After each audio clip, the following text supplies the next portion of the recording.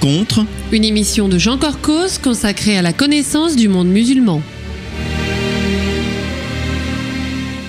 Bonjour amis auditeurs, Jean Corcos au micro pour ce direct depuis le studio de Judaïque FM. Alors je vous propose une émission exceptionnelle aujourd'hui car le livre dont il va être question est tout à fait remarquable. Il s'agit d'une encyclopédie, Histoire des relations entre juifs et musulmans, des origines à nos jours. C'est publié aux éditions Albin Michel et j'ai le plaisir de recevoir un de ces deux éditeurs. Bonjour Jean Moutappa. Bonjour. Alors Jean Moutappa, ce n'est pas la première fois que mes auditeurs vous entendent. Quelques mots de rappel pour vous présenter.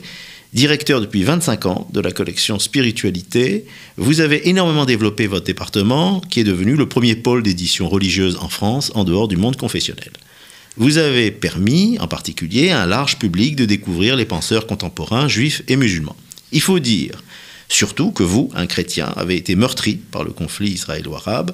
Vous avez voulu être un acteur du dialogue. Et c'est ainsi que vous avez aidé le père Émile Choufani, le curé de Nazareth, à organiser le premier voyage judéo-arabe à Auschwitz. On en avait parlé. En 2003, il y a 10 ans. Exactement. Voilà, on avait parlé ici.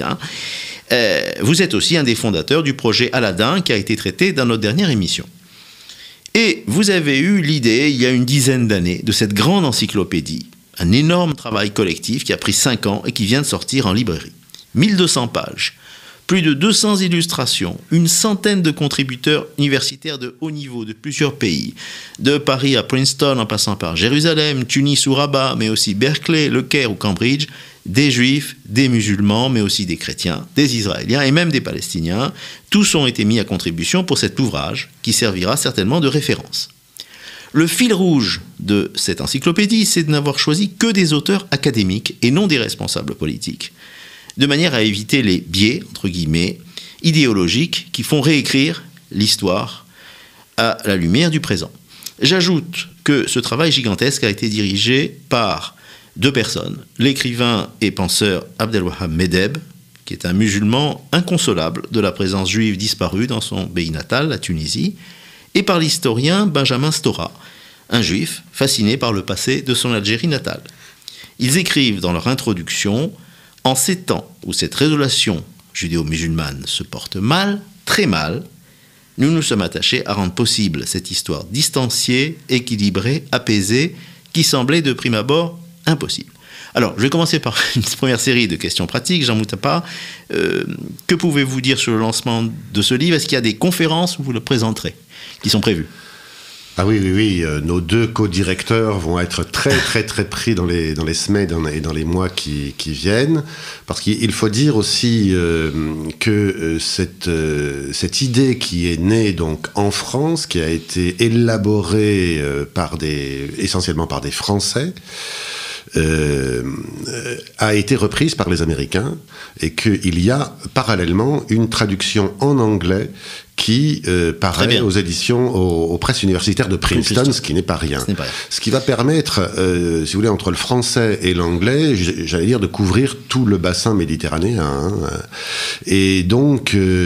alors justement, est-ce qu'il y aura des présentations à l'étranger dans le bassin méditerranéen? Oui, alors donc, il y en aura donc à New York déjà, et il y en aura à Tel Aviv, pas plus tard qu'au mois de novembre, le Tel Aviv Haïfa, les 12 et 13 novembre, donc les 2 co-directeurs vont y aller invités par l'Institut français. Et ensuite, au mois de février, il y aura le Maroc, où il y aura plusieurs conférences. Très bien. Alors, est-ce que vous êtes soutenu pour la promotion du livre par des institutions culturelles françaises ou par l'éducation nationale? Ah oui, alors donc au départ, il y a déjà 5 ans, puisque c'est une longue histoire, nous avons été soutenus par le Centre national du livre, sans qui ça n'aurait pas été possible, carrément. Et actuellement, pour ce qui est de la promotion, nous sommes soutenus par, disons, indirectement par le ministère des Affaires étrangères, puisqu'il s'agit de l'Institut français, c'est-à-dire du pôle culturel des affaires étrangères, qui nous aide justement à préparer des interventions dans les pays... dans les divers pays, quoi. Très bien. Alors, Jean Moutappa, mais je dois dire aussi, je m'excuse, que je dois rendre hommage aussi quand même à l'Institut Alain de Rothschild, qui nous a soutenus financièrement, et aux 2 fondations, Evans et Matanel, des fondations juives, qui nous ont soutenus aussi dès le départ. Et c'est important de le dire à cette antenne, que effectivement des fondations juives vous ont soutenus. Alors, Jean Moutappa, ce livre est construit en 4 grandes parties. Il y en a 3 qui sont chronologiques et plutôt historiques. Elles sont intitulées « Période médiévale »,« Période moderne » et « Temps présent ». En gros, c'est une moitié du livre. Et puis, il y a une longue 4e partie d'à peu près 600 pages, assez originale, dont Abdelwahab Medeb a été l'architecte, et elle s'appelle « Transversalité ». Est-ce que vous pouvez nous dire en gros ce qu'on trouve dans ces 4 parties de l'encyclopédie ? Écoutez, la première période médiévale, eh bien, il fallait partir du début, c'est-à-dire de la geste du prophète Mahomet et de ses rapports avec les tribus juives de Médine. C'est une histoire compliquée qu'il fallait, si vous voulez, décortiquer, à la fois décortiquer les textes qui en parlent, en particulier la Sira, c'est-à-dire la biographie du prophète, mais aussi les savants se sont penchés largement sur cette problématique. C'est important parce que cette idée de la trahison des Juifs, qui est une sorte de germe qui a été au XXe siècle réutilisé dans une théorie du complot, etc. C'était très important de décortiquer ça. Donc après, il y a toute la période Al-Andalus où il s'agit aussi de démythifier le mythe d'Al-Andalus. On en reparlera. Voilà, tout ça, c'est la période médiévale. Ensuite, il y a la période moderne, ce qu'on appelle moderne au sens historique du terme, c'est-à-dire, grosso modo, ça correspond à la période de l'Empire ottoman. Oui. Il faut rendre hommage d'ailleurs à Gilles Weinstein, qui est décédé en début d'année et qui a été très très important pour diriger cette partie-là. La période contemporaine, eh bien, c'est évidemment centré autour de la question de la montée du sionisme et du nationalisme arabe et des affrontements. On va en parler justement tout de suite. Moi, ce que je voulais dire, déjà de manière plus générale, c'est que lorsqu'on parcourt la table des matières, on est frappé par le fait que les contributions d'auteurs juifs sont plus nombreuses que celles des académiques musulmans, qui représentent à peu près le quart des signatures. Un quart à peu près. Oui. Comment vous l'expliquez ? On l'explique, vous savez, on n'a pas eu de refus, on n'a pas eu de refus de la part d'auteurs d'origine arabo-musulmane, mais c'est simplement que c'est une question je dirais, d'une part, de niveau des universités en milieu arabo-musulman, ça il faut dire les choses telles qu'elles sont, et d'autre part, du fait que dans ces mêmes universités, en dehors même du niveau, il y a très peu de travaux sur les Juifs. Extrêmement peu. Alors, ça commence à naître. Depuis 5-6 ans, ça commence à naître sérieusement. Mais donc, de toute façon, nous voulions évidemment avoir des auteurs qui reflètent la diversité, si vous voulez, mais nous ne voulions pas sacrifier la qualité académique à une prétendue volonté de parité, si vous voulez. C'était pas possible. Tout à fait. Alors, ce souci vous honore. Maintenant, je voudrais parler un petit peu d'un aspect plus qualitatif. Parce que, en fait, c'est vrai que dans la 4e partie, où il est question de civilisation et de religion, on a beaucoup de signatures d'académiques musulmans, d'ailleurs de haut niveau, et n'ayant pas peur d'aborder les sujets qui fâchent, mais pas forcément dans un sens d'apologie, je dirais, de la partie musulmane, loin de là, d'une façon très académique. Non, parce que même les questions de textes coraniques, etc., sont étudiées d'une manière, je dirais, philologique. Tout à fait. Et scientifique. Tout à fait. Mais alors, par contre, lorsque l'on voit en particulier donc la 3e partie, donc où il est question de la mémoire proche et douloureuse, comme le déracinement des Juifs du monde musulman ou le conflit israélo-palestinien, moi je dirais qu'il n'y a pas de récit distancié de leur côté. Je prends un exemple. L'universitaire israélien Denis Charbit parle, et souvent sur un mode critique d'ailleurs, de l'histoire de son pays avant et après 1948. Mais Elias Sambar, ambassadeur de Palestine auprès de l'UNESCO, lui il traite la Nakba, c'est tout à fait naturel pour lui, mais enfin il y a strictement aucune empathie pour la partie israélienne. Eliezer Ben Raphaël, qui est un autre universitaire israélien, écrit sur le mal-être des musulmans dans son pays.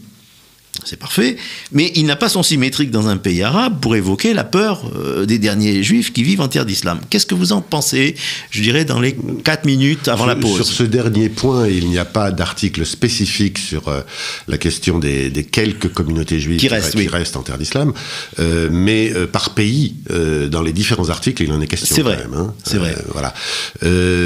Pour ce qui est d'Elias Sambar, vous savez, écoutez, Elias Sambar est arrivé après dans cette aventure, il le dit lui-même,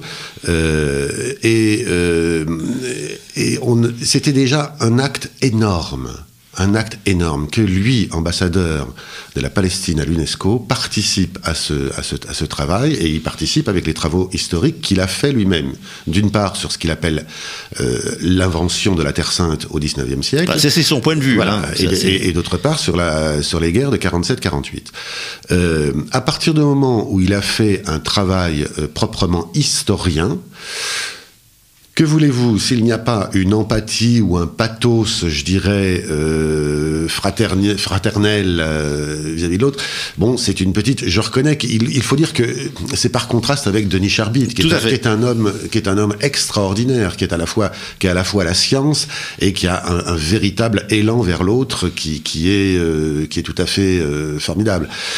Bon, il y a effectivement ce contraste-là, mais vous savez, c'est déjà énorme que nous ayons des auteurs palestiniens dans cette encyclopédie.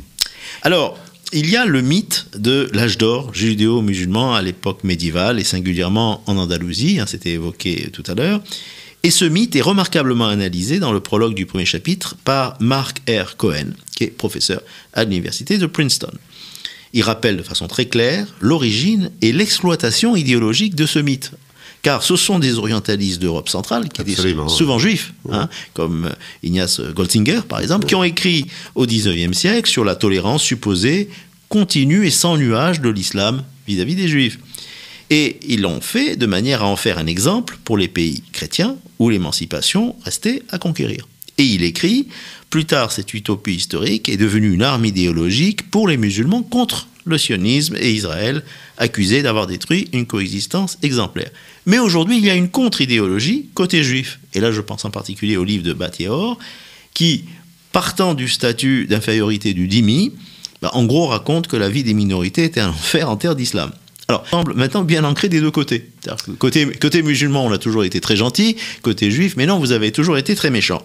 Alors c'est déjà intéressant de savoir que ce mythe positif d'Al-Andalus a été créé par des juifs. Absolument, hein, absolument. Est-ce que cette encyclopédie va permettre de démonter ces mythes? Parce que ça va être assez long quand même. Oui, mais je crois que c'est un des enjeux essentiels. C'est parce que, si vous voulez, les mythes, il faut à la fois les démonter, les décortiquer, et c'est très simple, il faut en faire l'histoire. Vous voyez, c'est donc quand on disait... d'ailleurs, il y a un article qui fait la même chose avec le mythe de la Caïna, vous savez, le mythe de la Caïna juive. Bon, il suffit d'en faire l'histoire pour voir que ça a été inventé par une mauvaise interprétation, une mauvaise traduction de Ibn Khaldoun au XIXe siècle. Et là, bon, on comprend tout, si vous voulez. Bon, eh bien, là, pour toute l'histoire d'Al-Andalus, c'est ça. Il faut en faire l'histoire, la vraie histoire synthétique. C'est ce qu'on propose ici. Il n'est pas question de dire le verre à moitié plein, le verre à moitié vide, si vous voulez. Il est question justement de montrer. Mark Cohen, qui a vraiment un très très grand savant, parle essentiellement de pragmatisme. Le statut de dhimmi, c'est une invention pragmatique, et donc qui en tant que telle a varié, mais du avec le temps et selon les endroits. Avec le temps et selon les endroits, selon l'état de la société à un moment, que ce soit à l'Andalous ou à Bagdad ou en Égypte, les Juifs, certains Juifs sont devenus vizirs. Contre la lettre, évidemment, du pacte d'Omar, etc., d'une manière, je dirais, tout à fait illégale a priori, mais ça fait rien. C'était dans les mœurs pendant certains temps, et puis 30 ans après, il y a un pogrom, si vous voulez. Voilà, donc il faut le dire à nos auditeurs, parce que bon, vous savez déjà, vous allez avoir des attaques, on va dire que les choses ont été enjolivées. Tout est raconté. L'antisémitisme passé et présent, les pogroms qui ont existé, tout est abordé dans ce livre. Oui, notamment, enfin, ce que je disais justement là, je parlais d'Ibn Chaprout, à Grenade, qui est vizir, qui est diplômé diplomate qui a un pouvoir extraordinaire et une richesse extraordinaire, et son fils prend sa succession, si vous voulez, est beaucoup moins habile, beaucoup plus arrogant, etc. Il s'ensuit un pogrom qui fait 6000 morts. Eh bien, il faut le dire aussi. Hein. Alors, Jean Moutappa, on arrive donc à la période contemporaine. Bon, il y a eu effectivement ce divorce des Juifs et du monde musulman. Ça s'est joué en quelques décennies, puisque on a vu plus de 800 000 personnes venues de communautés parfois millénaires en 40 ans, qui sont partis. Alors en majorité en Israël et pour le reste en Occident. Il y a 2 chapitres qui expliquent ce qui s'est passé de façon objective et je trouve très nuancée. Michael M. Lasker de l'université Bar Ilan rappelle que la situation a été très différente dans chaque pays. Dans certains cas, pour certaines communautés, eh bien, il y a eu une vraie immigration par sionisme, je pense par exemple au Yémen. Mais dans d'autres... Par sionisme et par religion, par messianisme aussi. Mais pour d'autres, c'est la peur qui a motivé ces départs. Je pense au cas de l'Irak, où les Juifs étaient parfaitement intégrés, et puis un certain nombre de pogroms... L'Irak est un cas dramatique, puisque les Juifs avaient largement participé au nationalisme irakien dans les décennies précédentes. Absolument. Et puis, il suffit donc de quelques pogroms, et puis de la peur, pour qu'il y ait une immigration en masse. Et Michel Abitbol... Et de l'action de l'agence juive aussi. Qui a poussé aussi au départ. Michel Abitbol, lui, donc, qui est un spécialiste du Maghreb, donc professeur à l'université hébraïque de Jérusalem, analyse toutes les causes du divorce, et il dit quelque chose d'intéressant, il dit que c'est au départ les élites juives et musulmanes qui ont divorcé dans la période coloniale. Elles n'avaient pas le même agenda, elles n'avaient pas le même souci. En gros, le colonisateur a apporté une émancipation aux Juifs, une entrée dans la modernité. Exactement, c'est-à-dire que ce que je disais du statut de dhimmi, qui au Moyen-Âge pouvait représenter, en tout cas vis-à-vis de la situation des Juifs en chrétienté, représentait une avancée juridique et de statut extraordinaire. Il n'y a pas photo, comme pour parler trivialement, si vous voulez, entre la situation des Juifs en terre d'islam au Moyen-Âge et celle des Juifs en chrétienté. Mais à partir de la Révolution française, à partir de l'expédition de Bonaparte, etc., le monde entier est fasciné, et notamment donc le monde juif en terre d'islam est fasciné par cette perspective de l'égalité. Le statut de dhimmi devient d'un archaïsme. Et là aussi, il n'y a pas photo. Il n'y a pas photo. Et donc, il est tout à fait naturel. Souvent, pour l'Algérie, par exemple, le monde arabe reproche aux Juifs d'avoir pris le parti du colonisateur. Mais ça s'est passé de différentes manières, là aussi, suivant les pays. Mais c'est aussi extrêmement compréhensible, puisqu'il y avait là la perspective d'une véritable promotion égalitaire. Tout à fait. Alors, Michel Abitbol dit, au fond, le nationalisme arabe a abouti à l'homogénéisation ethnique, culturelle et religieuse de tous ces pays. En gros, les minorités non arabes sont parties, mais vous savez qu'aujourd'hui, les minorités arabes non musulmanes, les chrétiens d'Orient, commencent aussi à partir en masse. Et paradoxalement d'ailleurs, puisque le panarabisme, ce qu'on a appelé la narda à la fin du XIXe siècle, début du XXe, le réveil du monde arabe doit beaucoup aux minorités chrétiennes. Tout à fait. Qui justement y voyaient là, parce qu'on parlait plus d'islam, on parlait d'arabité. Donc les minorités chrétiennes arabes et parfois juives, il y a un article justement sur un juif qui a participé largement au nationalisme égyptien. Tout à fait. Et parfois juifs, mais c'est quand même surtout les chrétiens. Voyez là la perspective d'une égalité à travers l'arabité plutôt que mais alors, de se référer à la religion. Alors, si vous voulez, cette histoire qui s'est jouée finalement en à peu près un siècle, elle est tout à fait ignorée. Chez nous, en France, on a le prisme du conflit colonial, en particulier en Algérie, et puis point barre. D'ailleurs, les Juifs, on les assimile aux pieds noirs, donc à des colonisateurs. Exactement. Donc c'est normal qu'ils soient partis. Alors ne parlons pas de la jeunesse du monde arabe, qui n'y connaît rien. Est-ce que cette encyclopédie, vous espérez qu'on la trouvera dans les bibliothèques du monde arabe ? On a travaillé pour ça, c'est-à-dire qu'elle sera connue. C'est exactement pour ça que j'ai lancé cette idée, c'est qu'il faut faire de l'histoire de longtemps. Donner le champ, la profondeur de champ sur les siècles, si vous voulez, pour relativiser un peu ces questions absolument brûlantes et tragiques d'aujourd'hui, qui ne resteront pas moins tragiques, si vous voulez, mais pour essayer de comprendre, il faut aller un peu plus loin que les 30 dernières années, ou les 50 dernières années.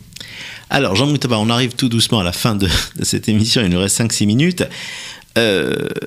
Les différents chapitres de la dernière partie de l'encyclopédie, celle qui s'appelle Transversalité, dont on a parlé tout à l'heure, évoquent à la fois le partage et la distance, comme l'écrit très bien Abdelwahab Medeb et Sylvie Goldberg, qui a travaillé avec lui. Sylviane Goldberg a aussi dirigé cette partie. Voilà. Et alors, on va essayer de résumer. Il y a le partage. D'abord la langue. L'arabe était la langue de la culture pour ces communautés juives. Il y a le fameux éloge de la langue arabe par Ibn Ezra. Il y a eu aussi des langues mélangées, le judéo-arabe, le judéo-persan. Il y a eu une influence linguistique. Là, j'ai découvert que c'est la grammaire arabe qui avait influencé la grammaire hébraïque. Mais il y avait des partages dans la vie quotidienne. Vous avez des chapitres particuliers dans cette énorme encyclopédie. La poésie, les arts de la table, la musique, même les pèlerinages sur les tombes des saints, et puis même dans les rites. Bon, tout est comparé. Il y a le Shabbat et le vendredi, la prière, la charia et la halacha. Enfin, vraiment, c'est la charité dans les deux religions. C'est très bien. Mais il y a une distance dès qu'on aborde ce qui est le pivot central de l'identité dans les sociétés de l'époque, la religion. Bon, et là, on a parlé tout à l'heure, on ne va pas revenir là-dessus, le texte sacré de l'islam, le divorce au moment de l'apparition donc, de cette nouvelle religion. Mais ce que j'ai découvert aussi, c'est que même dans la littérature, il y a des personnages juifs assez négatifs, par exemple dans la mystique soufie, ou même dans les contes des Mille et une nuits. Et là, je me pose une question, qu'est-ce qui va rester finalement chez les peuples arabes, de cette présence juive millénaire? Parce que, pour ce qui concerne la vie quotidienne, il n'y a plus de communauté. Abdelwahab Medeb, que nous avions reçu avec vous, et Benjamin Stora, disait, aujourd'hui, il y a un juif imaginaire dans ces pays, et finalement, on ne sait pas. Ça fait maintenant 2 générations qu'il n'y a plus de côtoiement avec la... Voilà. Alors, il y a ce juif imaginaire, il est fabriqué par la propagande, par Internet, par Al Jazeera, et finalement... Et puis, d'un autre côté... il y a des intellectuels, comme ceux qui ont participé à cette encyclopédie, qui, eux, retracent effectivement tout ce qu'ont été ces échanges. Est-ce qu'ils seront assez forts, ces intellectuels musulmans, je ne dirais pas seulement arabes, musulmans, en Turquie, en Iran, pour préserver ce patrimoine? Écoutez, c'est tout l'enjeu de cette encyclopédie. C'est aussi pour ça d'ailleurs qu'elle est en anglais. Il y a de très bons signes, quand même, il faut le dire. Au Maroc, il y a de très bons signes. En Turquie, il y a de très bons signes par rapport à la réintégration de cette histoire du pluralisme de l'islam, du monde musulman des siècles passés, et donc de la présence juive. En Iran même, il y a des petits signes, et vous allez voir, moi j'irai en Iran, j'irai à Téhéran pour présenter ça. En Égypte, actuellement, il y a certains pays qui sont évidemment dans une situation absolument terrible. Et puis il y a les révolutions arabes depuis 2 ans, ça facilite pas tellement les choses. Donc. Ça facilite pas, et en même temps, c'est le début d'une comment dire, c'est le début de l'argument qui s'écroule, l'argument, vous savez, de tous ces pays dictatoriaux qui entretenaient la haine du sionisme comme étant le problème central de la société. Comme la barrière. Eh bien, les printemps, ça veut dire ça. Ça veut dire nous n'y croyons plus, quand même. Même s'il y a effectivement frères musulmans, etc., s'il y a un islamisme qui lui reprend certains éléments antisémites, ça c'est certain aussi. Donc on ne sait pas de quoi sera fait l'avenir, mais il y a des éléments positifs, et l'histoire, moi je crois aux sciences humaines et à l'histoire, et beaucoup d'intellectuels d'origine turque ou arabe, et même en Iran, disent que c'est la seule voie. Voilà, reprendre notre histoire et la travailler d'une manière critique. Jean Moutaba, on profite d'ailleurs de ce que vous venez de dire pour évoquer 2 contributeurs à l'encyclopédie, Habib Kazdagli, tunisien, Mohamed Kanbib, le marocain, qui ont été mes invités dans cette série et qui travaillent justement avec beaucoup de courage. Notamment pour monsieur Kazdagli. Qui a été tellement persécuté en Tunisie récemment, donc je leur adresse mon salut et mon respect pour cette émission, mais j'ai retrouvé bien sûr d'autres personnes qui ont été nos invités, et je voudrais rendre hommage aussi au professeur Michel Abitbol. Merci Jean Moutapa. Merci beaucoup de votre accueil. Merci amis auditeurs de nous avoir suivis et je vous donne donc rendez-vous dans 15 jours. Au revoir.